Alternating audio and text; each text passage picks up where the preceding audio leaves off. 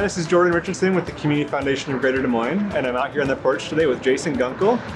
Jason is Chief Investment Officer and Financial Planner at Sievers & Strege here in West Des Moines. We're out here in February, and it's 51 degrees. Jason, you're from North Dakota originally. What do you think of the February heat wave? I think it feels like summer here, so I'm very used to this. Lovely. Well, Jason, in your day-to-day life, you spend a lot of time meeting with clients. And that's what we're going to talk about today on the Porch Chat is the experience of meeting face-to-face with people, whether that's physically in person or on Zoom or a phone call. And I'm wondering, first, if you can just talk a little bit about your frequency for meeting with clients, like how often is the right amount of time, and then what are the sorts of things you're bringing to every client conversation? Sure. We typically meet with our clients twice a year formally. So we'll have one meeting where we review their entire financial plan and review their full situation. And then we have a second meeting where we do a deeper dive just on the investments and their investment portfolio. Of course, some years we meet a lot more frequently than twice a year, but we try to at least touch base with our clients that much. Okay. Well, in that, sometimes scenario, are there milestone moments in your clients' lives that might provoke a more frequent meeting with them? Absolutely. If they have a major life event happening, and so maybe, of course, retirement's a big one. If they're getting ready to retire, we often have many meetings. But it could just be a change in their life. Maybe they're changing jobs, a change in income. Maybe there's a death in the family or a divorce. So major life events, we'll definitely meet with them much more frequently. Got it. Well, so here at the Community Foundation, we have meetings with folks all the time, talking about charitable giving and charitable planning, which is a little different than retirement planning, and maybe doesn't warrant a 2 or 3 or 4 times a year meeting with them. Maybe sometimes it does.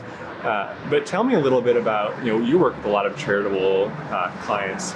What are some of the reasons why you might bring up charitable giving or refer them over to us in one of those client meetings? Sure, you bet. During those life events that we talked about, maybe they have an asset they're selling or a large income year.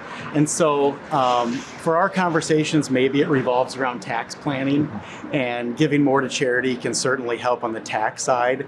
So if they have one of those major life events, that's when maybe it makes sense to have a conversation with the Community Foundation and talk about some different giving strategies. Yeah, great. And Jason, you've got some firsthand experience with this too. So in addition to referring clients to us, you've got a donor advice fund here as well. And I know that you've met with your charitable giving advisor here to review that in the past as well. Tell me a little bit about, and tell our audience a little bit about what that experience has been like. Yeah, you bet. That's actually a service I wasn't aware of at first when I opened my donor advice fund. But, as advisors, we often will talk about maybe what amount makes sense to give to your foundation just to save taxes. But we rarely get into the conversation about where to send that money to charity. Right. And that's where I think it's annually at least, we can get together and have a meeting and review what our annual giving has looked like during this past year. I know you produce a nice report that has a nice pie chart that shows the different categories that we've given to and the amounts. And so it's really just been beneficial to me and my wife to have us be intentional about getting together and talking about what our giving goals will be for this next year. And it's just like financial planning. It can be easy just to skip meetings and not talk about it. But it's just been a blessing to our family to have a relationship with the Community Foundation and just be intentional about where our dollars are going to go and what organizations we want to impact the most. That's great. Well, we've kind of turned the calendar from giving season in November and December, and the dust has settled in January, and now we're at this point where it really makes a lot of sense.